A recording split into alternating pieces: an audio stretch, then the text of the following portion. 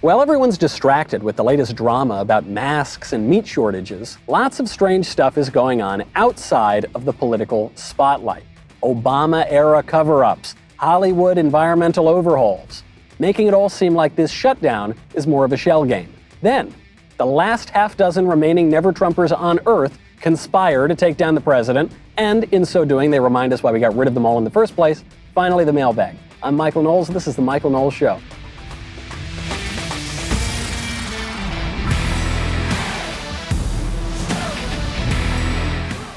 We'll get to Hollywood in just a moment. Before that, I would love your opinion on who the most insufferable Hollywood celebrity has been through this whole pandemic, or the least sufferable, I guess. I don't know. Anyway, your least favorite celebrity, let me know. We've got a whole lot to get to because there's a lot happening that I think we're all being distracted by other things so that we cannot pay attention to what's going on behind the scenes. We'll get to that in a moment. First, I have got to thank our friends over at the Books Company. You know, moms are working way harder than usual this year without a single day off. So, at the Books Company, that's short for bouquets, makes sense, doesn't it? They have decided to celebrate Mother's Day all month long. Put smiles on mom's face each month with the flower subscription and get 30% off plus free shipping. Now is the time to do it. You get free shipping every time. Subscriptions are flexible, so you can pause, switch up delivery dates, or even recipients to cover all of your bases. You don't want a long-term commitment? Well, try the gift trio for 3 months of farm fresh blooms. Books, absolutely phenomenal. Right now, go check them out. I love these guys. Books.com/Knowles. How do you spell that? It's like bouquet. BOUQS.com/Knowles. Place your order today. If you'd rather just buy one book, you can still receive 25% off at checkout by entering the promo code Knowles. Maybe you can't give Mom a hug right now, but you can brighten her day at the Books Company.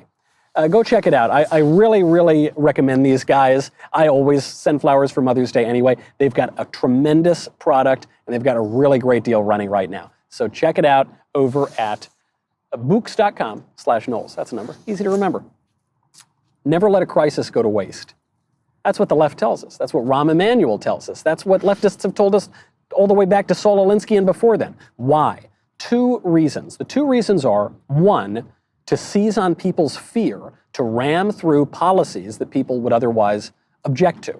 That's the idea. You always want to have a crisis or take advantage of a crisis or sometimes encourage a crisis so that you can get people whipped up and they're not thinking as rationally and they'll be more amenable to whatever radical policies that you want to get through. And during times of crises, that's the time that radical policies do get through. So that's the first one. That's the one we all know about.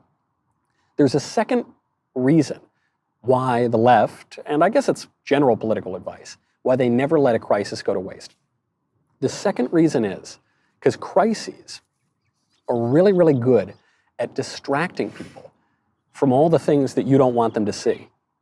So it's not just about getting people whipped up so they're all paying attention to that and you can get your policy through. It's also about saying, if let's say there's a cover-up going on, or let's say there is some very complex international relations happening over here, then you put a little puppet on your hand and you say, hey, everybody, look over here. Nobody's looking at what you don't want them to see. And I think that's exactly what's happening with one of the running themes of the entire Trump era. From day one with President Trump, they have tried to throw this guy out of office. He was never supposed to win, right? Remember that? It was going to be Hillary Clinton. They said 99% chance Hillary was going to win, 99.9% chance. And then what happened? Donald Trump won. They immediately tried to impeach him. You heard in early 2017, Al Green, Democratic congressman, said, we've got to impeach Trump. Not because he committed a crime, but because if they didn't impeach Trump, quote, I fear he will be reelected. So already they were so worried about this. Then they tried to throw him out for Russia collusion. Remember that? Then it came out, actually, the only people who colluded with the Russians were the Democrats when they compiled the Steele dossier. Then it turned out the Obama administration spied on the Trump campaign. Then it turned out things actually looked a whole lot shadier in that investigation than in the Trump campaign itself. Never mind, they tried to get Trump for not paying his taxes. Then it turned out he did pay his taxes. Then they tried to get Trump for sleeping with a porn star. Then they tried to get Trump for colluding with Ukraine, which is actually a war with Russia. Kind of ironic. I guess he's playing both sides, right? None of that worked. And because there's famous political advice, if you're going to take a shot at the king, you better not miss. Well, they missed. So now there are investigations of all of their wrongdoing, and a lot of that is coming out right now. A part of that is over how much Barack Obama knew about Joe Biden's dealings with Ukraine. I know it's very complicated to keep all of these moving parts in order, but we know. We remember this from the impeachment. This was part of the way the impeachment backfired. We know that Joe Biden leveraged his power as the vice president and the point person on Ukraine to fire a prosecutor in Ukraine. The prosecutor seemed to be investigating his derelict son, Hunter. Hunter was getting paid hundreds and hundreds of thousands of dollars a year for a no-show job on a Ukrainian energy board. Joe Biden was threatening to withhold U.S. aid if the prosecutor didn't get fired. It looked very nefarious. But we're not allowed to hear anything about that, right? So the Republicans are investigating and investigating.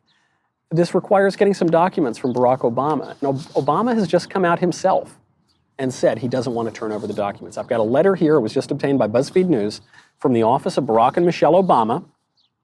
This is to the Archivist of the United States. And this letter is being written by Anita Breckenridge, records representative to President Obama. She says, President Obama has consistently supported the nonpartisan administration of presidential records at the commitment to transparency core of NARA's mission. However, the current request is not a proper use of the limited NARA exceptions. It arises out of efforts by some actively supported by Russia to shift the blame for Russian interference in 2016 to Ukraine. So they go right back to the script that got disproven. It was disproven by the Mueller report, but they go right back to the same script. Russia, Russia, Russia. Oh, they're colluding with the Russians. That's why we can't show you all the crooked activities we've been up to. The request for early release of presidential records in order to give credence to a Russian disinformation campaign is without precedent. Then they complain about that a little bit more. This use of the special access process serves no legitimate purpose. It does not outweigh or justify infringing confidentiality interests. Nevertheless, then she says they're willing to along with it, but they're trying to delegitimize this from the beginning. Why are they willing to why are they fighting so hard, rather, not to let these records out? Well, Senator Rand Paul thinks that he has the answer. There's been rumors for quite a while that people within the Obama administration knew about the corruption problems with Hunter Biden, that they warned the vice president and maybe even the president about it. I think that there could be a smoking gun, that there's actually a record of some of these complaints that were going on at the time. There have been some articles written quoting unnamed sources saying that they were assistants and people around Joe Biden at the time were saying this Hunter Biden thing looks bad and you should really put a stop to it. And they never did. But I think even President Obama knew about this. So it's not surprising to me that he would try to keep a lid on it and not let any records come to the public. Listen to that. Rumors Obama knew, right? That Obama himself knew about Joe Biden's shady dealings in the Ukraine. A lot of people have been suggesting this for a while, but no one knew yet. Now it would appear that there's possibly some documented evidence of this. Might be a smoking gun, right? Joe Biden basically admitted this 2 days ago. Do you remember in the clip we played on this show 2 days ago, 2 or 3 days ago, Joe Biden was explaining why he doesn't want his own documents opened up. And he said, don't worry about Tara Reade, it's not about the personnel decisions, but I had conversations with the president about a particular issue. Here's Joe Biden's own words. Why not do it for both sets of records?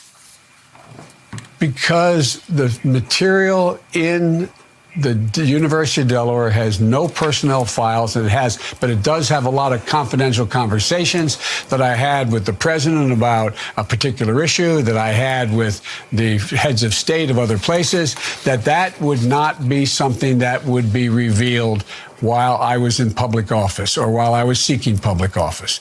A particular issue. What's that particular issue? Right? He's not saying I had general conversations. It's about a particular issue. Something tells me that particular issue might involve the terms Burisma or Ukraine or Hunter. He had conversations with the president and with heads of state. I mean, Joe Biden, you got to give him credit. He doesn't know how to keep his mouth shut. But we could have gotten basically the same information from Rand Paul or from Barack Obama himself.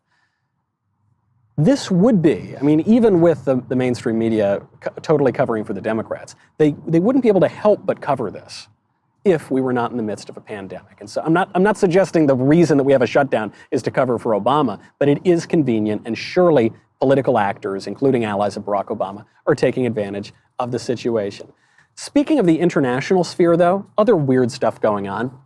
scientist at the University of Pittsburgh Medical Center, who was reportedly on the verge of making, quote, very significant findings in the fight against the coronavirus, was murdered over the weekend inside his home. Neighbors said that he and his wife kept to himself.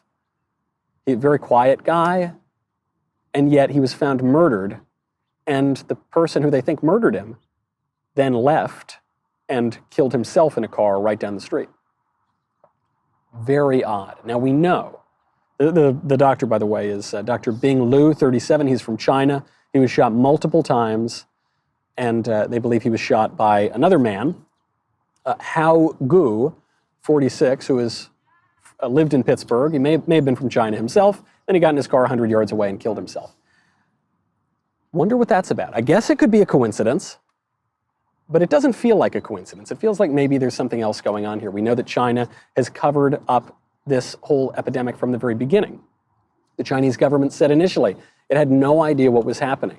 The Chinese government said initially the virus has no connection to the market. Chinese government says originally, the World Health Organization says originally, no, don't look over there.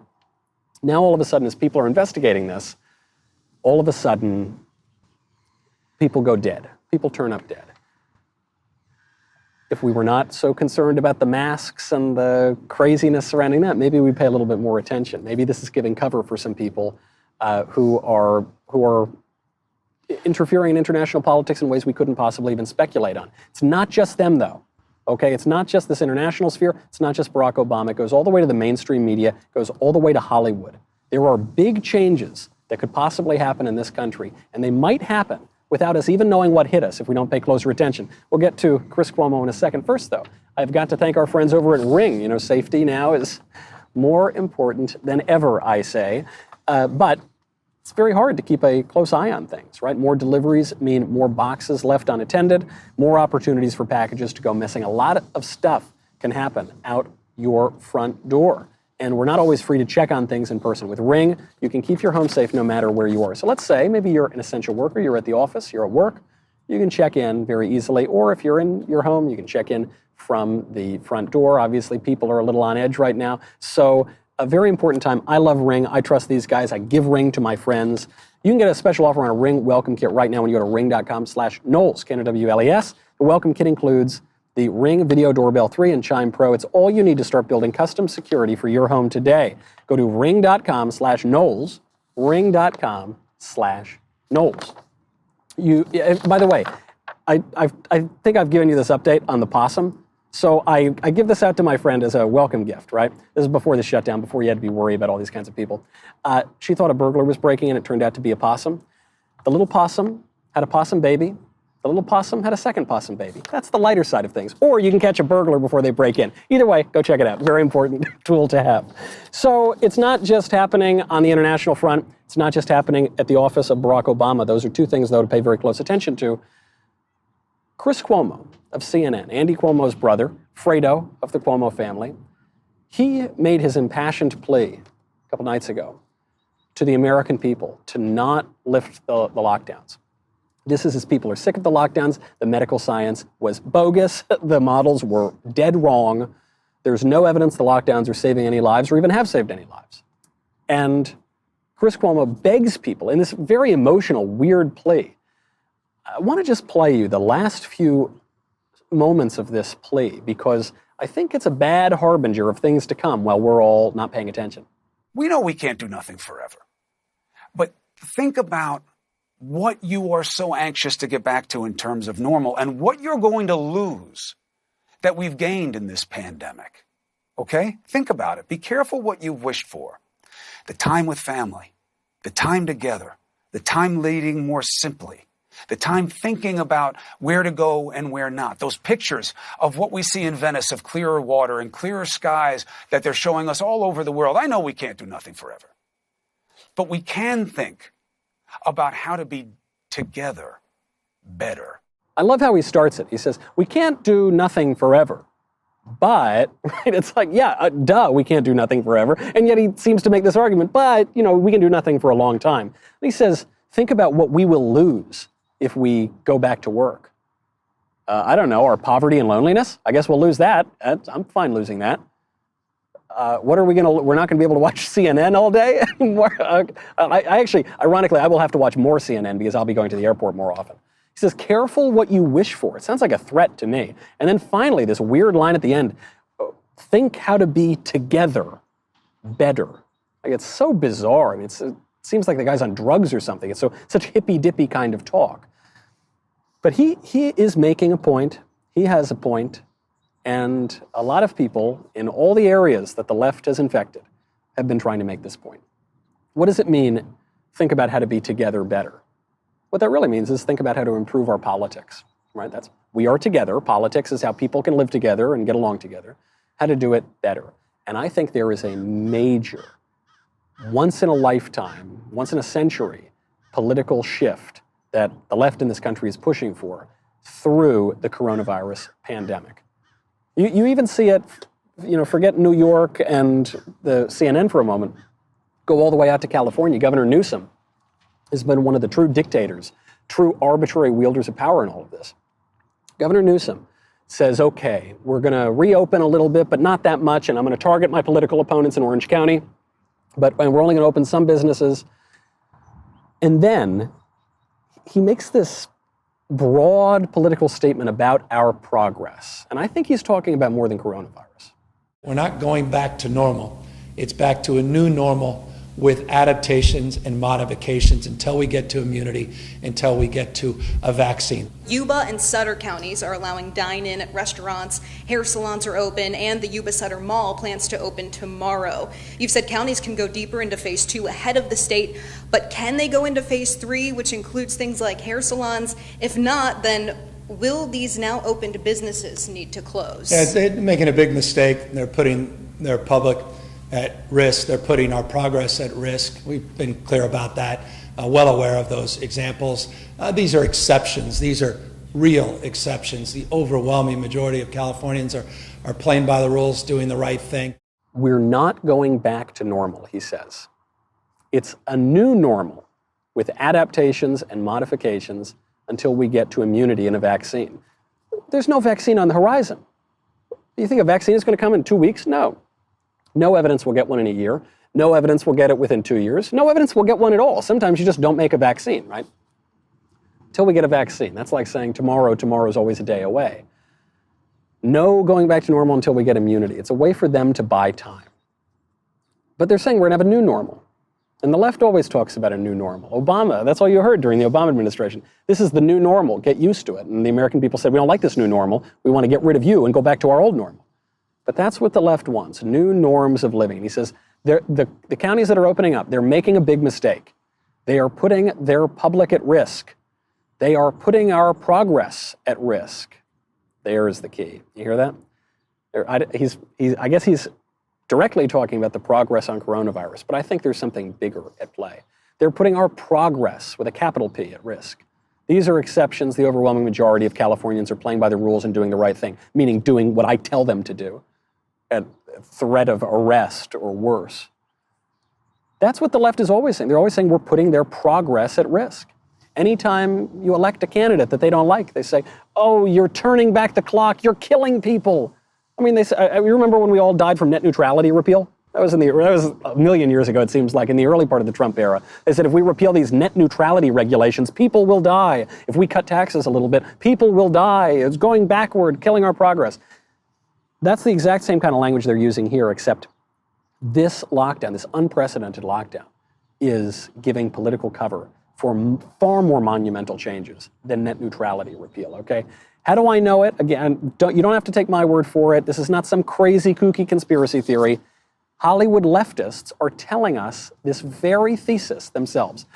There were a bunch of Hollywood stars who just signed a letter calling for basically a complete overhaul of our entire society. Not just our society, but societies around the world. This is a true A-list of empty-headed Hollywood leftists. Robert De Niro, Madonna, Cate Blanchett, Barbra Streisand, Jane Fonda, Juliette Binoche, I don't know who that is, Ralph Fiennes, Eva Green, Adam Driver, Penelope Cruz, Willem Dafoe, and Joaquin Phoenix. This is the letter that they wrote. This is more radical than the Communist Manifesto. Listen to this. The ongoing ecological catastrophe is a meta-crisis. The massive extinction of life on Earth is no longer in doubt. Is that so? Are you sure? Sure. I guess in the long run, we're all dead. That's, John Maynard Keynes said that, but I don't think we're on the verge of an imminent mass extinction of all life on Earth. They go on. All indicators point to a direct existential threat. No, just you people do, and you don't know anything you're talking about. And even if the scientists were pointing to that, which they're not, the scientists are wrong about everything. The fact that they're not pointing to a mass extinction actually has me more worried that there will be a mass extinction because, did I mention, the scientists are always wrong. They go on. Unlike a pandemic, however severe, a global ecological collapse will have immeasurable consequences. We therefore solemnly call upon leaders, and all of us as citizens, to leave behind the unsustainable logic that still prevails and to undertake a profound overhaul of our goals, values, and economies. For these reasons, along with increasing social inequalities, we believe it is unthinkable to go back to normal. The exact same language that Gavin Newsom is using. The exact same sort of language that we're hearing from everyone on the left. We're hearing from Chris Cuomo. This is pretty big. And it's two things are happening at once. The thing that you're not seeing is all the cover-ups of all the past leftist indiscretions, of all the things. I mean, forget for a moment China, obviously trying to cover up their guilt in the pandemic. Even the former Obama guys trying to cover up their spying on the Trump campaign, trying to cover up everything they did with Joe Biden and Burisma in Ukraine, everything they very likely knew about. Right? They're using this massive transformational event as cover so that no one remembers what they did. Don't forget, the left is always rewriting history. But then at the same time, what they're beginning to let us in on is the evidence that they are calling for a massive, fundamental transformation. Joe Biden used that phrase. Barack Obama used that very phrase. Fundamental transformation. Do you want a fundamental transformation? I don't think I do. What does this all mean? Does this mean that the coronavirus is all a hoax cooked up by Bill Gates and the Illuminati? No, I don't think so. I don't think so. What do I know? I'm not a member of the Illuminati. They didn't let me in. But I don't think that. I don't think you have to believe that this pandemic and this shutdown are all some grand conspiracy cooked up by people in a room. I think what we all have to admit, though, is that leftists are taking advantage of this. Whoever is at fault, I mean, China's at fault, but even forget all the steps in the first place. The left is very clearly taking advantage of this. Their steps have not proven effective to slowing the virus or saving lives, but they are proving increasingly effective at pushing the same kind of transformational change they've wanted for 100 years. And I think we're talking about something much bigger than a pandemic here, right? We're talking about a religious shift. The religion is environmentalism. The scientists are the high priests. The media stars are the evangelists here. That is the kind of framework that all of this is in. But it would change the economy. It would change the way we live. It would change the way that we get around. It would change the way we have air travel. It would change everything. We're seeing what it feels like to have those things changed right now.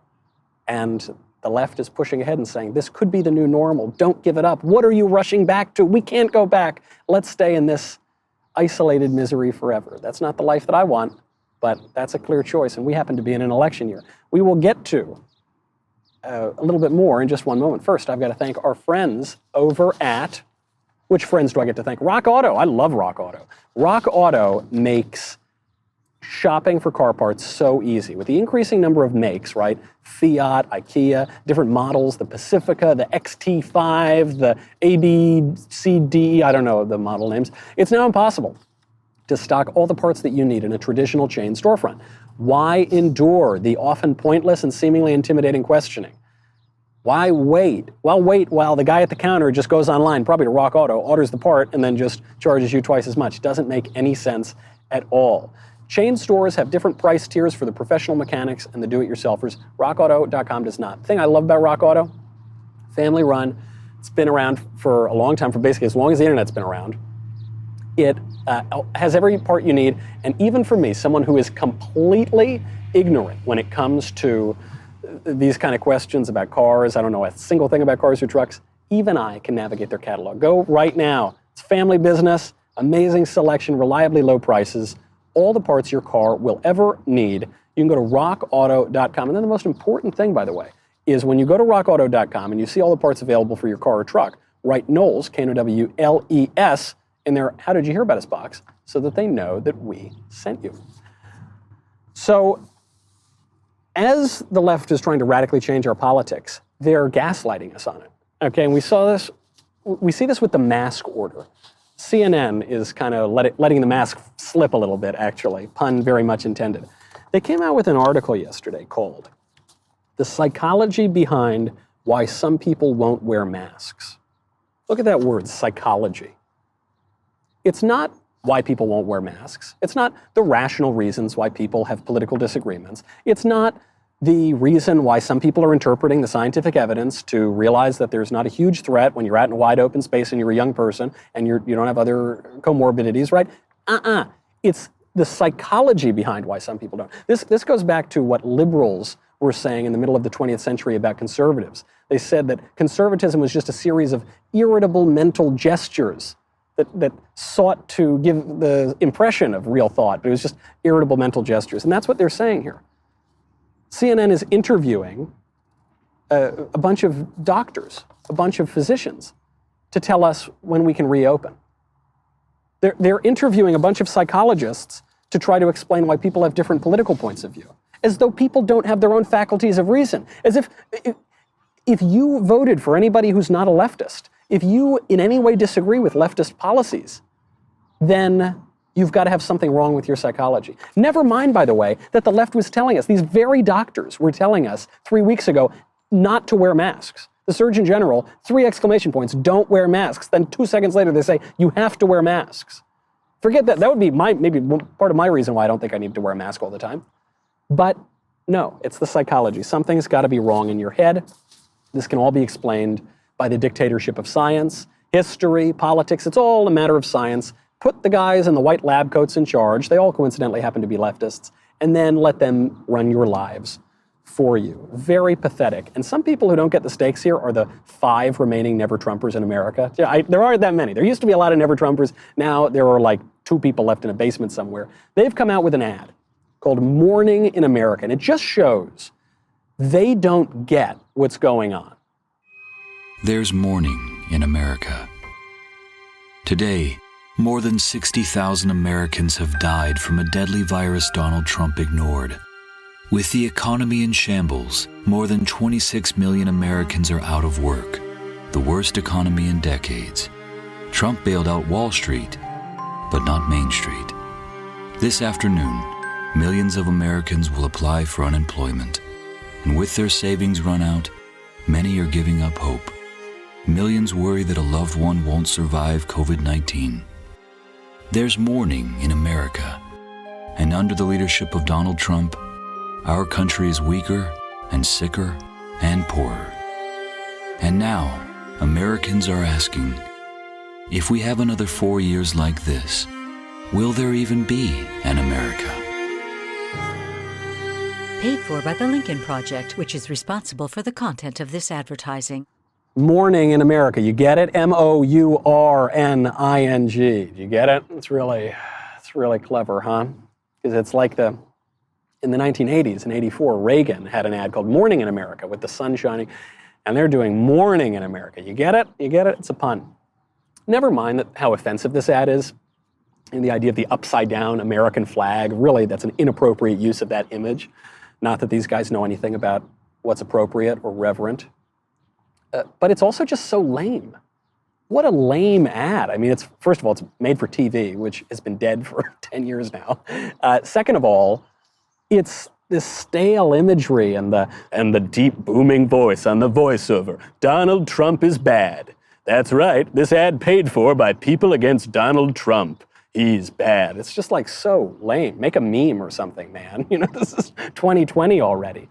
It shows us that obviously they don't get it. This group of people are all, President Trump can tell you himself. His words, not mine, they're a bunch of losers. I saw a project, a thing called the Lincoln Project, and I would have them change the name to the Losers Project, because if you take a look at Schmidt, it's this George Conway. The guy Kellyanne must have done a big number on him, but it's George Conway and it's some other people, Weaver. Every one of them are either defeated or they lost by themselves. But it's a group of major losers. They're Republican losers. And if they would really think about it, I have 252 beautiful, brand new, conservative, wonderful judges, 2 Supreme Court judges that are great. We produced the greatest economy in history until a month and a half ago when we got hit by the virus, so we had to close it down, and we'll do it again. We've rebuilt our military. We've done things that nobody has been able to do. I've gotten the greatest tax cuts in history, in the history of our country, the biggest tax cuts. The Democrats want to raise your taxes. I've gotten regulation cuts, the biggest in the history of our country, no matter how long a president served. With all of that, I guess they don't like me, but let me just tell you, these are losers from day one. Yeah, so, President Trump doesn't mince words here. They have lost a lot of campaigns. I mean, they lost campaigns for John McCain, for John Kasich, for Mitt Romney. They're not the varsity squad when it comes to political consultants. So they've missed the time. They've missed the shift.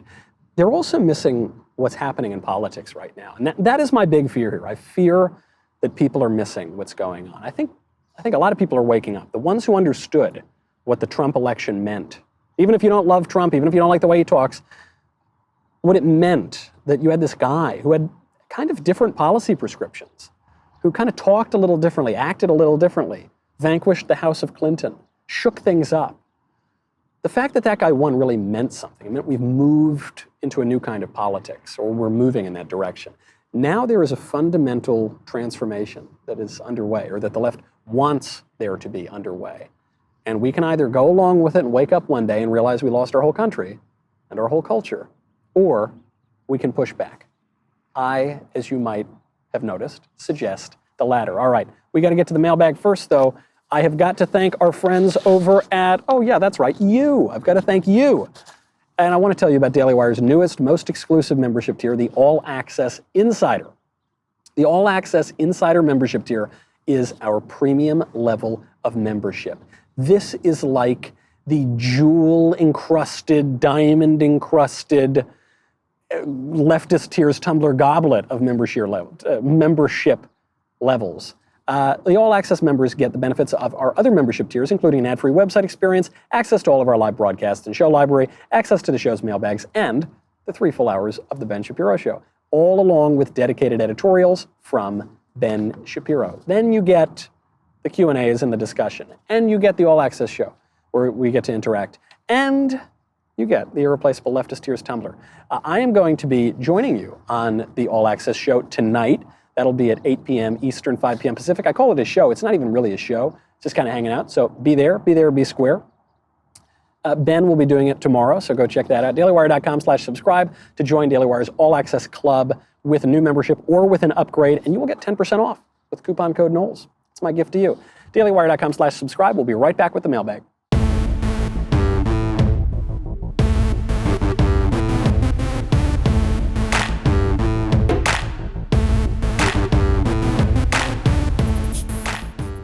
All right, let's get to some mailbag. First question from Andrew. Hey, Michael, has feminism been beneficial for society? Even first-wave feminism?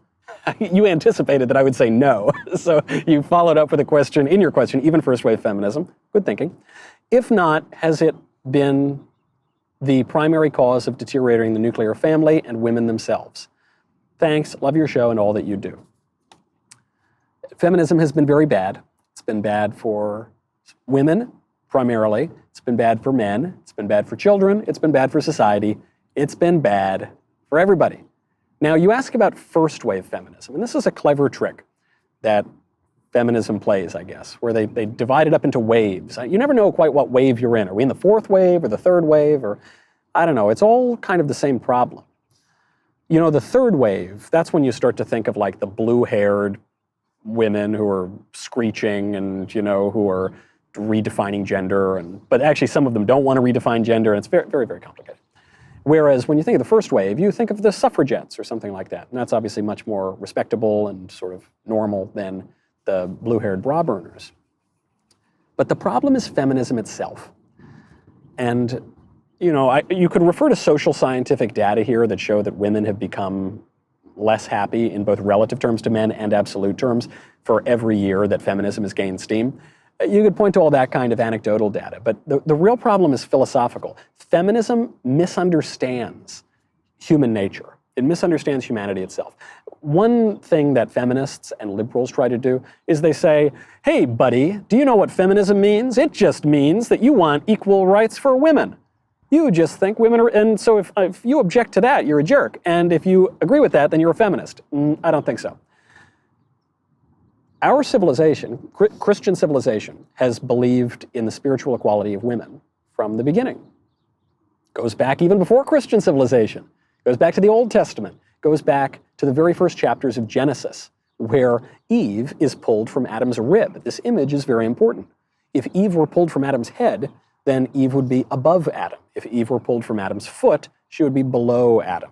But Eve is pulled from the rib, right there, smack dab in the middle, representing a spiritual equality. So of course, men and women are spiritually equal. But equal also has this connotation, especially these days, of being the same. And men and women are not the same, which you would know if you've ever talked to a man or a woman. They're very different. Men and women complement each other. And they obviously physically are different, temperamentally often they're different. So what feminism tries to do is take this equality, which we've always believed in, and turn it from a complementary equality into an identical equality. The men are exactly the same as women. And that's obviously not true. That's made women miserable. It's made society coarser. It's denied the fundamental nature of man. It also buys into a lot of other kind of liberal premises that we don't have time to get into now, but it's just wrong. And so when you say, are you a feminist? Are you not a feminist? Is feminism good? Is feminism bad? It's just wrong. It's incorrect in what it says about men and women and human nature. And so it's probably not a very useful thing to use to guide society. From Alex. Hi, Michael. I heard you mention that you were brought to the Catholic faith by way of Protestantism.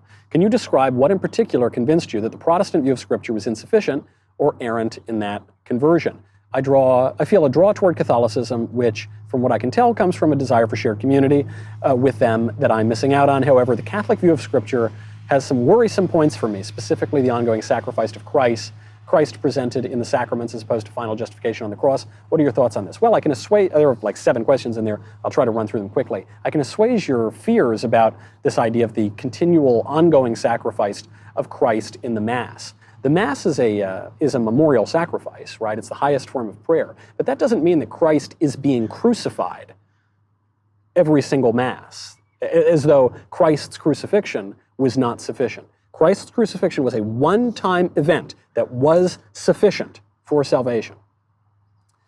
Now, the memorial sacrifice of the Mass is, right, the Eucharist, the real presence of Christ, all of that is true. A sacrifice does not always need to involve a killing, right? You see in Hosea, you see in the Psalms, sacrifices of rejoicing, sacrifices of prayer, right? It doesn't always have to involve like killing something.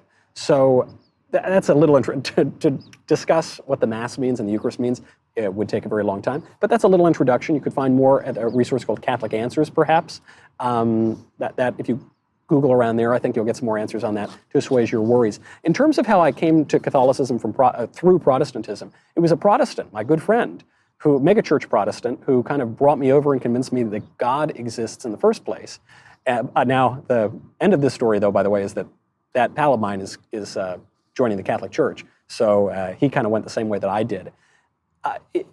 I suppose there are a few things here. One, I believe that Christ gives Peter the keys to the kingdom of heaven, and whatever you bind on earth, whatever Peter binds on earth will be bound in heaven, whatever he looses on earth will be loosed in heaven. I think Peter is Peter, the rock on which Christ builds the church. I think he breathes on Peter and the apostles and their followers, or rather their successors, and they receive the Holy Spirit and they have the power to forgive sins, and whose sins they forgive are forgiven, and whose sins they retain are retained. You see the institution of confession, of the sacrament of reconciliation. You see the institution of the Eucharist in the Last Supper. You see all of these things there. Then there's the historical claim. We can trace the popes all the way back to Peter, and then to Linus, and then all the way up to Francis. There is an historical continuity here. And then there's this fact that you do have to grapple with, if you're attracted to Protestantism, as I was, which is why there was basically one church for 1,500 years. I guess the Eastern Church split off, but not in the same way. You know, I think of that as sort of like the two lungs of Christianity. The Protestant Revolution was a much firmer break. And so you've got to ask why everyone basically agreed for 1,500 years and then why everyone split off from there. And in particular, you have to ask why the views of Martin Luther and John Calvin and Zwingli and the Protestant reformers on very, what you would call Catholic issues, like the perpetual virginity of Mary, for instance, things like that, the real presence of Christ in the Eucharist, why their views are so much more similar to Catholic views today than to the views of their supposed followers in the Protestant denominations. And of course, where authority ultimately comes from and why there are 30,000 Protestant denominations and which one is right and who you can refer to and maybe what the advance of all those various denominations has to do with the rise of our modern era. I gave you about 10 answers there. I don't know if any of them got to it in particular, but those are some of the reasons that led me ultimately to the Catholic Church, and probably I wouldn't have gotten there if not for the Protestant churches too. So that's a good thing, but one has to keep thinking about these issues. From Joshua, what are your thoughts on eliminating the payroll taxes for the remainder of the year in lieu of continued payments to the American people? Yeah, cancel them forever. Forget the end of the year. Get rid of them. That works for me. From David, hey, Michael, I'm doing research on homelessness in the U.S. and the best way to fix it. Unfortunately, the vast majority of what I can find, especially from Houston, where I live, is that government-provided affordable housing is the answer to all of our problems. I don't know about that. And how Houston is evidence of that. What are your thoughts, especially living in L.A., which is just one big homeless camp at this point? And can you point me to any good research on the subject? What actions could local government take to prevent or stop homelessness? Thank you so much. So, getting back to Christianity, the poor will always be with you. You're not going to cure homelessness, ever. Okay, that's not possible. That's a utopian liberal pipe dream that's not going to happen. You can reduce it a little bit, you can deal with it more effectively, but I don't think just giving everybody a bunch of free houses is the way to do that. I think when you look at who is on the street, disproportionately, overwhelmingly, you're talking about drug addicts and the mentally ill who have been left behind by society. Those people have been left behind, one, because we don't enforce our laws strictly enough, and two, because we closed down the mental asylums, and we made it virtually impossible to commit somebody to an asylum against their will. And the reason for that was we had the development of a lot of psychiatric drugs that could help people, and so they wouldn't have to stay in the asylums anymore. Trouble is, once they got out of the asylum, they stopped taking the drugs. And so all of a sudden, you're right back at square one. We should make it easier to commit people. We should rebuild some of those asylums. It would be much better for people to be getting treatment there than living on the street. We should make it easier to force people into drug rehab, and we should arrest people who are criminals, because there is no right to living on public lands on the street. It's not good for anybody. It harms the individuals who do it and it harms society. From Nick, how much are you selling the painting of the moped for? Thanks. So one of my hobbies that I've developed during quarantine is that I've taken up painting. I consider myself a modern-day Caravaggio, if Caravaggio were like a finger painter. And so I have made a few masterpieces, obviously. And I guess the only thing I can say to you is, what are you willing to pay? Let's start the bidding. Let me know. From Danny, dear Michael, if Joe Biden dies before the election, who becomes the nominee? That's morbid. Not implausible, but morbid. Also, if the Democratic Party decides they no longer want to back Biden, can someone else receive the nomination during the DNC? Who do you think that might be? Thanks. Yeah, so if that's kind of a sad thing to contemplate. I love Joe Biden. I hope that he is always the Democratic nominee for president, and I think that the Republican administrations will last for 2,000 years. Joe Biden, if he were not able to be the nominee, then that would open up the convention. Bernie Sanders still has a lot of delegates. So the delegates that Joe Biden, don't forget, they haven't actually nominated Joe Biden yet. So the delegates that Joe Biden has, they would go to somebody else. You'd see a floor fight. Bernie Sanders would make a strong claim to it because they robbed him in 2016, and he got pretty far this time too. If the party decides they want to throw Biden out, they can do that. They say they can't, but look, they're canceling all of these primaries or postponing them. Talk about never let a crisis go to waste. Talk about keeping everyone distracted while a lot of weird stuff's going on behind the scenes. What happened to these primaries? What's going on with these delegates? They're postponing now the Democratic National Convention. It could be anybody's game. And if you saw a candidate like Michelle Obama or somebody else jump in there, or even her dreadfulness Hillary Clinton, I wouldn't be totally surprised, because Biden just doesn't really seem to have it. All right. One last question from Marcus. Dear Covfefe. I like that. That's one of my older nicknames. I need your help understanding how all these states and local governments are getting away with violating our rights. I look at the 14th Amendment, and it says no state shall deprive any person of life, liberty, and property. I hear you talk about this too on your shows, yet nothing is being done. How can the states, take our lame Governor Newsom as an example, tell business owners they cannot be open? Isn't that depriving them of liberty? Yes and no. The states have police power during pandemics, during times of war. They always have. This was not thought to be unconstitutional, though if you took a very narrow reading, I suppose maybe it could be. The broader lesson here is we are not governed by the Constitution. Put that fiction away with the Tooth Fairy and Santa Claus and the Easter Bunny. We are not governed by a piece of paper. To quote Antonin Scalia, there is not a living Constitution. The Constitution is dead. And it's not only dead in the textual sense, it is dead in so much as the way that it governs us is through the institutions that it established. Scalia would talk about this all the time. Say, stop reading the Bill of Rights. The Bill of Rights doesn't do anything for you. The Constitution sets up institutions which protect your rights. But the piece of paper itself does not. And the real lived Constitution that we are governed by is very different than the one that's on the parchment paper. I wish we were governed by the parchment paper, but no society ever has been governed by a sheet of paper. It's always enacted, enfleshed, institutionalized in these institutions that govern us. And the left has infected those institutions and turned them against maybe the purposes for which they were set up. There's a big power grab going on right now. It's very important that in subtle, maybe even slightly humorous acts of defiance, we tell them that we're not going to take it. That's our show. I'm Michael Knowles. This is The Michael Knowles Show.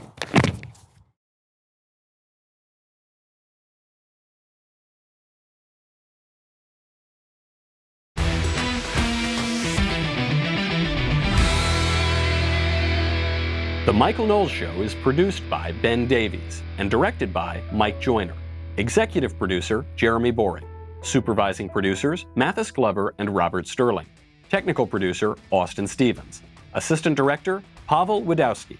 Editor and associate producer, Danny D'Amico. Audio mixer, Robin Fenderson. Hair and makeup, Nika Geneva. Production assistant, Ryan Love. The Michael Knowles Show is a Daily Wire production. Copyright Daily Wire 2020. If you prefer facts over feelings, aren't offended by the brutal truth, and you can still laugh at the insanity filling our national news cycle, well, tune in to The Ben Shapiro Show. We'll get a whole lot of that and much more. See you there.